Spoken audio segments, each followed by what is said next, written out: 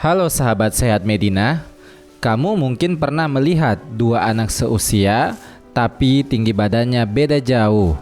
Padahal mereka sama-sama sekolah, sama-sama makan nasi. Nah, pertanyaannya, apakah tinggi anak itu ditentukan oleh keturunan saja? Ternyata ada 5 faktor penting yang bisa mempengaruhi tinggi badan anak, dan banyak diantaranya bisa kita optimalkan loh. Yuk kita bahas satu persatu. Yang pertama, faktor genetik. Genetik itu ibarat batas potensi maksimum tinggi badan anak. Kalau orang tua tinggi, anak punya peluang tinggi juga. Tapi kalau orang tua pendek, bukan berarti anak pasti pendek loh. Gen memang mengatur produksi hormon pertumbuhan dan proses pemanjangan tulang lewat zona pertumbuhan atau growth plate. Namun ingat, potensi genetik ini baru bisa tercapai kalau lingkungan mendukung, mulai dari nutrisi sampai pola hidupnya. Kedua, nutrisi. Makanan adalah bahan baku pertumbuhan, protein, kalsium, vitamin D, zat besi, semuanya penting.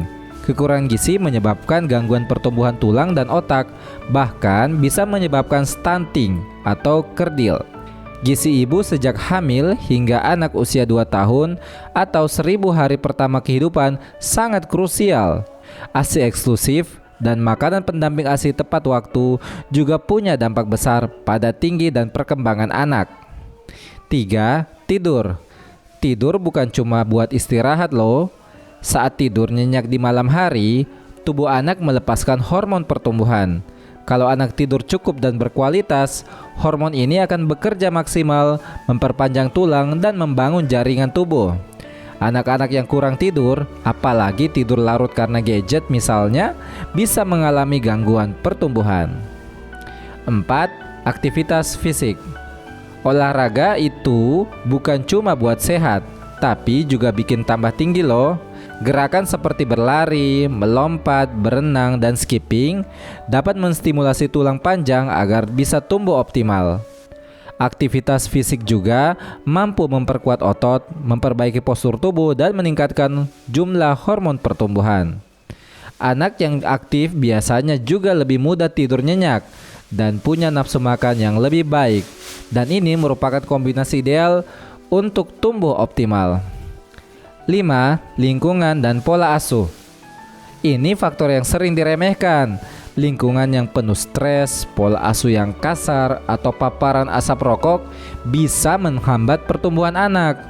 Stres ternyata meningkatkan hormon kortisol yang justru menghambat pertumbuhan. Sebaliknya, anak yang diasuh dengan kasih sayang, sering diajak bicara dan bermain, akan tumbuh lebih baik secara fisik, mental, dan juga sosialnya. Jadi, tinggi badan anak itu bukan cuma soal genetik.